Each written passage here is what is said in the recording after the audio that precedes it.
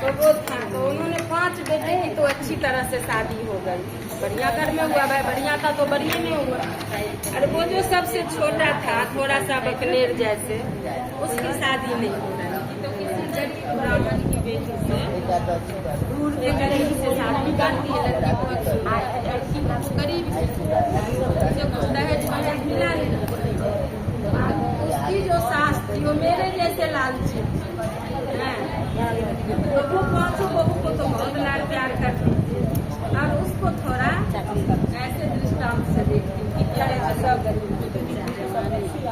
काम धंधा सारा घर के वो करती थी बेचारी, बहुत घर वाला हर पल जोतता था, खेत में जाता था, खेती करता था, वही करता था। तो वो छोटी वाली बहू को पेट में रह गया बच्चा, तो उसका मन करा कि तुम थोड़ा सा खीर पूरी खाते।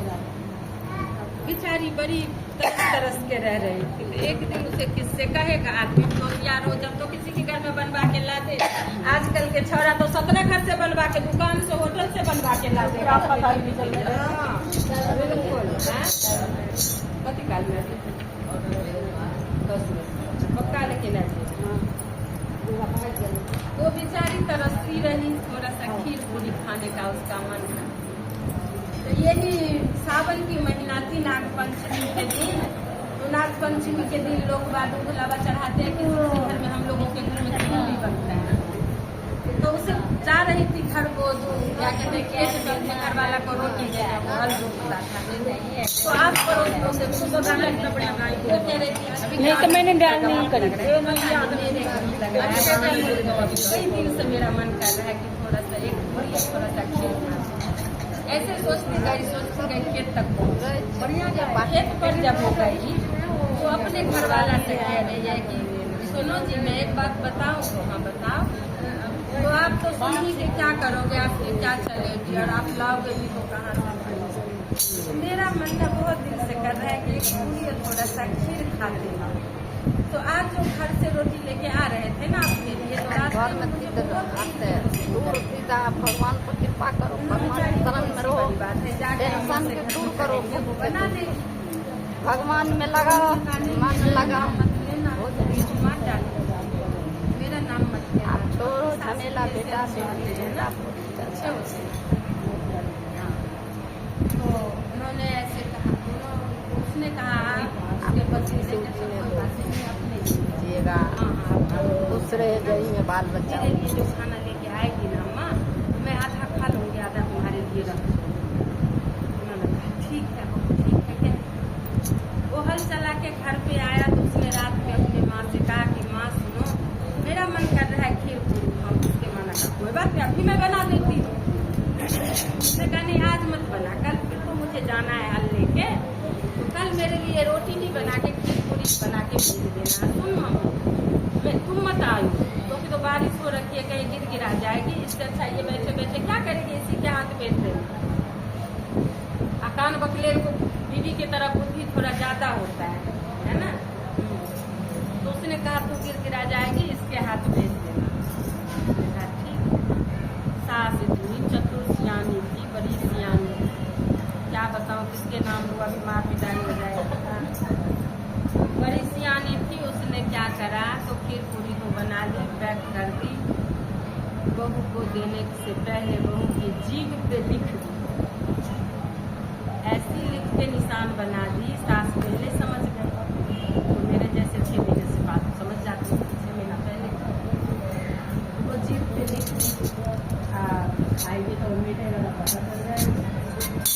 तो बहू लेके गई और रोती गई, बोली खाऊं तो खाऊं कैसे, बड़ी मुश्किल से बेचारी रोटी खेत पे ले जाकर के दी। तो उसके पति ने आधा खा लिया, आधा उसे दिया कि जा तू खा ली। बोली कैसे खाऊं, देखो तुम्हारी माँ ने तो मेरे जीभ पे लिख के दिया है, मैं खाऊं कैसे, लिख जाएगी तुम्हारे मैं कैसे। पति ने कहा वो देखो पलास, एक पलास की पेड़ होती है, उसके बड़े बड़े पत्ते होते हैं, तो उसके फल इतने मोटे मोटे लटके हुए कहीं कहीं देखे होंगे, और पत्ते बड़े बड़े जंगल में रहते हैं कहीं कहीं, हमारे यहाँ ज्यादा होता है पलास की पेड़।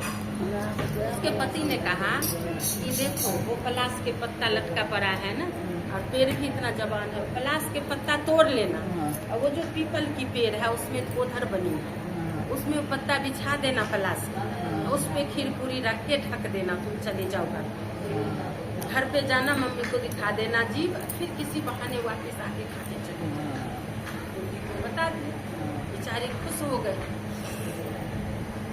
पलाश की पात तोड़ के गई और उसी पीपल की गोधर में खीर पूरी रख के पत्ते पे और पत्ते से ढके, ढक दिए। उस गोधर में एक नागर नागिन रहते हैं, वो भी गर्भवती। नागिन भी गर्भवती थी, नागिन गर्भवती थी। तो वो क्या करी, जब तक ये ढक के गई और गई वहाँ सास को जीप दिखाई, कुछ कुछ करने लगी, किसी बहाने से निकल टाइम लग गया। इतने में वो नागिन इतनी खुश हो के सारा खीर आज उसका पेट भर गया। ये बेचारी जब आई तो देखी एकदम से पत्ता सूखा पड़ा, बेचारी एकदम से जो है झमा के वहाँ पे गिर गई और कहने लगी, जो मेरा खाया खीर पूरी, जिसने मेरे भाषा में है, मैं कैसे कहूँगी मैं, जे मोर खेलन खिरिया पुरिया तिनको पुरियन आस। बहुत अच्छा है कहानी में बीच में खुल गई। सुनाया था पहले भी आपने। हाँ, ऐसे कुछ एक शब्द और मैं भूल रही हूँ, जो मेरा खाया खीर पूरी उसका भी आस पूरा हो, एक शब्द छूट रहा है, भूल रही कह के वहाँ पे 3 बार पृथ्वी पीट के वो बेचारी चली गई। उसे दुआई दे के गई, बस दुआ नहीं दी, दुआई पीट गई, चली गई। इधर ये भी गर्भवती थी, उधर वो भी गर्भवती हो गई। तो पहले नागिन को पहले इसको हुआ, लड़का हुआ, बहू को पहले बेटा हुआ। बेटा हुआ तो इसकी छठी हो गई, तो ये तो गरीब की बेटी थी, तो इसके साथ सारे काम करवाने लगी, सब काम धंधा करने लगी। इधर नागिन को भी बच्चा हो गया, उसे भी बहुत सारा बच्चा हो। तो जब 8-10 दिन की बच्चे नागिन की भी हो, नागिन की भी हो जाते, तो उसे चरौर के लिए भेज देते हैं। वो भी अपने बच्चे को भेज दी चरौर के लिए नाग के साथ। और ये भी अपना सब बच्चा को दूध पिला के सुला के, और सारा बर्तन बहुत सारा था। तो पहले तो ऐठा रहता था, अब न इंक हुआ, सिंक हुआ, बिंक हुआ। पहले तो नीचे ही बैठ के बना रहता था, उस पे मलते थे बर्तन, वो बेचारी अपना उस पे मलती थी। वहीं पे जो सारा नागिन का पुआ जो बाद में गया चरौर करने, तो वहाँ पे बहुत से बच्चे, कोई बकरी चरा रहे थे, कोई गाय चरा रहे थे, कोई छोटे छोटे सांप के बच्चे को देख देख के बहुत सारे को मार दिए। बहुत को बच्चे खुरापाती होते ही है, मार दिए डंडे से सब। 1-2 बच्चे 2 बच गए, 2 बच्चे जो बच गए वो भगे इधर को, बहू की तरफ को। सारे बच्चे उसको खेदते हुए आया कि जो उधर गया उधर गया उधर गया। बहू ने देखी कि बच्चे मार देंगे, तो उसके पास वो बड़े वाले आटा गूंदने के लिए बड़े बड़े गाँव गमले, नहीं है, टोपिया की तरह, उससे क्या कहते हैं उसको, कठौती, वो कठौती से ढक दी। तो एक तो ढक गया, वो चक्री मार दिया, तो एक का जो पूंछ बाहर रह गया, उसका थोड़ा सा पूंछ कट गया। तो बहू को तो बहुत अफसोस हुआ, पूंछ को टूटते हुए देखी, तो फिर भी ढक के तो जान बचा दी। जब वो सारे बच्चे चले गए, तो उसको निकाल के बोला, आप अपने घर चले जाओ बच्चे, आप कहाँ पे आपका घर है, आप अपने घर चले जाओ। दोनों बच्चे अपने घर लेट से पहुंचे, उसके माँ बाप इंतजार कर रहे थे कि हमारे बच्चे सारे कहाँ गए। जब ये दोनों घर पहुंचा तो कहने लगे, सब भाई को तो मार दिया, गाय बकरी चराने वाले सब, हम तो बड़ी मुश्किल से बच गए। सो एक बहू बर्तन धो रही थी, उसने अपने कठौती से ढक दी, तो मैं तो साबुत बच गया, भाई का थोड़ा सा पूंछ कट गया।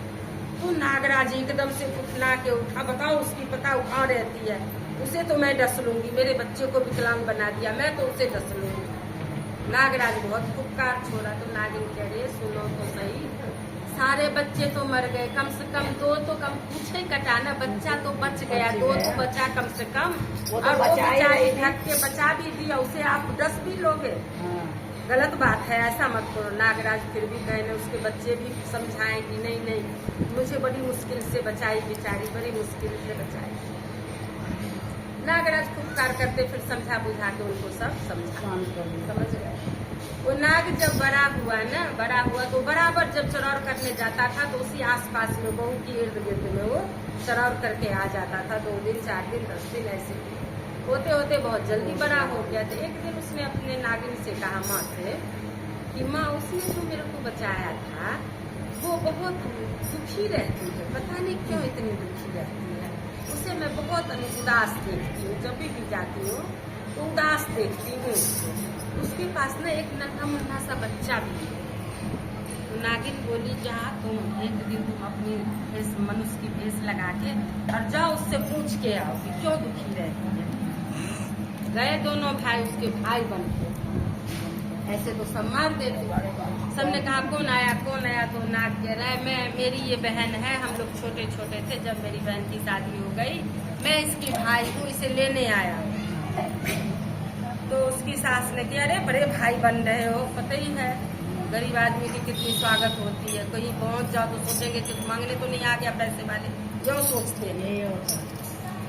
तो अरे आज तो पहले तो इसे कुछ कोई नहीं था, आज तो बड़े भाई बन के आ गए हो, लेने भी आ गए हो, क्या बात है, क्या चक्कर है। सास खूब उल्टी सीधी सुनाने लग गए। उसी बीच में एक आध मेरे जैसे इसे हरही थी, उसने कहा क्या होगा, अरे कभी न कभी तो आया है ना, जाने दो कम से कम अपने पीहर ससुराल 2 जगह की तो रहेगी, कोई बात नहीं जाने दो। उसने बहुत समझाया और उसी पड़ोसी में तो मान गई। तो के बच्चों के साथ अपने भाई को भी ऐसा दृष्टि उसे बना दिया जो भी कह रही थी हाँ मेरा भाई, भगवान महादेव लेके अपने घर गई। तो नागिन भी अपने उसकी माँ की भेष में प्रकट हो गई और वो सांप सूंघी, बराबर में कोई नहीं रहा, न दोनों बच्चे न नागिन नहीं। नागराज बड़े विशाल बीच घर में वो चौकी मार के बैठे रहते थे, उनकी छत जो थी बड़ी चौड़ी चौकी मार के बैठे रहते थे, घर बंद रहता। एक यही सावन की महीना थी तो उसकी माँ ने कहा कि देखो बेटा स्वासिन जो आती है तो शाम को जोत बत्ती स्वासिन करती है, घर बार की बेटी जो आती है तो वो कर लेती है, तो आज जब तक रहेगी जब तक घर के धूप बत्ती सांस दिया बाकी कोई कर दिया ठीक है। वो करने लगी और वो बच्चा को रखती थी, वो नागिन मतलब आदमी की भेष बच्चे को रखती थी, बहुत प्यार करती थी। और वो जो थी लड़की वो सब अपना जोत बत्ती करके वो क्या करी, तो सब घर में पहले तो दिया चलता था, सब घर में दिया जला देती थी। पहले दिया जलाने वाले इतने बड़े बड़े मिट्टी के नहीं होते थे, उसके ऊपर इतने बड़े बने रहते थे, पता नहीं क्या कहते थे, दिया जलाने वाले वो रहता दिया उठी कहते थे उसे, हाँ तो उस पे रख देती थी। और उस घर को खोल के रोज दिन उसे उसकी माँ को पता नहीं, वो तो बच्चा में लगी रहती, रोज दिन नागराज के छत्र पे जाके वो एक दिया जला के रख जाती, उसके मतलब से जो थी है उसी पे रख जाती। अब 2 दिन 4 दिन 10 दिन महीना दिन बीता, अब रक्षाबंधन नजदीक आ गई तो उसकी माँ ने कहा बेटा अब रक्षाबंधन भर रह जा रहा है, भाई को राखी बांध के जब जी। इधर नागराज की खोपड़ी जो है दिन से दिन जलते जाए। एक दिन नागराज बड़े गुस्सा हो गए और नागिन से बोले देख लो उसे विदाई कर दो, नहीं तो उसे मैं डस लूंगी, देखो मेरी क्या हाल हो गई, दीपक रख के मेरे सर पे मेरा आधा से ज्यादा सर मेरा जल गया, मैं मानूंगी नहीं, मैं इसे डस लूंगी। नागिन ने समझाया तुम कैसे बाप हो बताओ, तुम्हें बाप बना रखा है, मुझे माँ बना रखी है, 2 भाई है, दोनों भाई की बहन नहीं थी तो वो बहन बन गई है, तुम उसे खा लोगे, ये कितनी बड़ी अन्याय है बताओ। तो कम से कम सगी नहीं है, मुंह बोली तो है, उसे क्या पता, वो तो सगी समझती है। नागराज को बड़े आराम से समझाए, उसे अपने घर जाने दो। जब नागराज नहीं माना तो बहुत समझा के उसे अपने घर जाने दो, मेरे घर में मत ऐसा काम तांडव सर्व करो, वो अपने घर चली जाएगी जब तुम्हें जो मर्जी करे। अब रक्षाबंधन क्या करेगी बेचारी, अपने दोनों बच्चों से कहा कि बेटा अब इस तरीके से उन्होंने विदाई करी, वो चली गई, रक्षाबंधन भी नहीं मनाई, चली गई। उसे विदाई कर दी तो नागराज जो है वो क्या करते थे, रोज दिन जाते, क्योंकि जब वो चलने लगी तो उसकी माँ मंत्र सिखा दिया रात को 2-4 दिन पहले से कि बेटा जब तू छोटा बच्चा लेके घर में जा रही है ना सोएगी तो तुम ये मंत्र पढ़ के सब रोज दिन 30 दिन तुम सोना, दुप्ति भारा जाहू भारा मोती मानी भरू भारा नाग बढ़े नागी बढ़े 5 बहन सारा बढ़े कोना मोना मामू बढ़े बाल बसंते भैया बढ़े जिनके प्रसाद से सोना कटोरा में दूध भात खाऊं शाम सोऊं सुबह उठूं आस्तिक मुनि करके और 3 बार पृथ्वी पीट दे। वो ये मंत्र सिखा दिए थे।